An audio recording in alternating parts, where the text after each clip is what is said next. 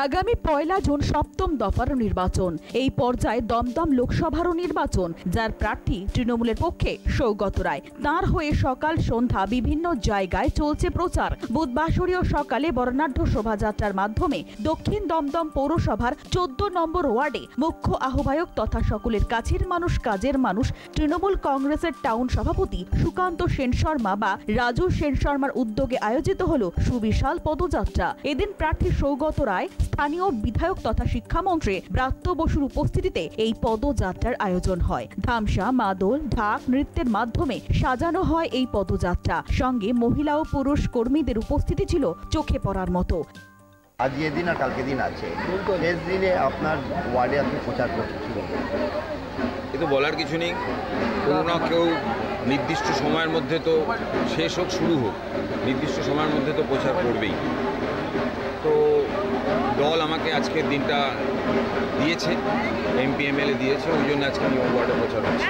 দাদা, 2019-এর পর থেকে দেখা গেছে যে সময়টা দলে ভাঙন ধরেছিল, সেই সময় আপনি একদম দক্ষ সৈনিকের মতো দলের জন্য কাজ করে গেছেন। এবারে সেই ভোটটা কতটা এগিয়ে রাখবেন সকলে যখন আপনার কাছে আবার এসেছে? দেখুন, বিষয়টা হচ্ছে দল যখন যেভাবে আমাকে চেয়েছে, আমি দলের অনুগত সৈনিক হিসেবে সেভাবে নিজেকে যতটা সম্ভব উজাড় করে দিয়েছি, কারণ মনে করি এটা দলের প্রতি আমার নৈতিক কর্তব্য। আর এবারে যে নির্বাচন, এই নির্বাচনে আমাদের প্রার্থী অধ্যাপক সৌগত রায়ের জন্যে হোক বা মমতা বন্দ্যোপাধ্যায়ের যে মানুষের জন্য এত প্রকল্প, এই সবের জন্যেই মিলেমিশে আমরা অন্য দুটি রাজনৈতিক দলের থেকে অনেকটাই এগিয়ে। এবারে আপনার মার্জিন কত? আমার মার্জিন আমি জানতে চাই, বলতে পারবো না, কিন্তু সৌগত রায়ের মার্জিন অর্থাৎ দমদম লোকসভা কেন্দ্রের মার্জিন অনেকটাই বাড়বে। 1 থেকে 17টা ওয়ার্ডের মধ্যে কি 14 নম্বর হাইস্ট ভোটে লিড দেবে?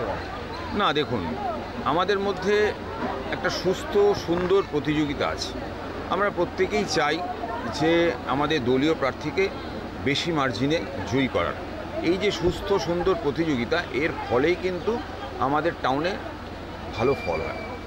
এই যে একত্রিত করে রাখার একটা প্রয়াস, আগামী প্রজন্মকে কি এই বিষয়টাই আপনি শিক্ষা দেবেন?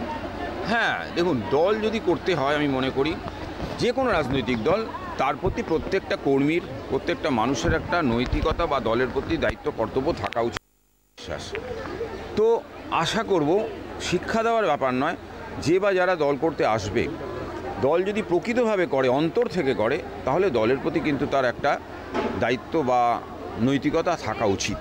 স্বাধীনতার পর কোনো প্রধানমন্ত্রী এইভাবে রোড শো, এইভাবে নিজের মর্যাদাহানি করেননি, রোড শো করেননি, বিরোধীদের কোনো প্রধানমন্ত্রী বলেননি মুজরো নাচ নাচছে।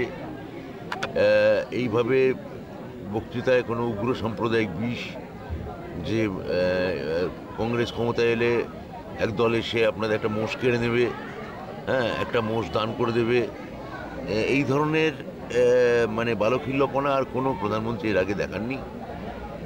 এগুলো সবই হচ্ছে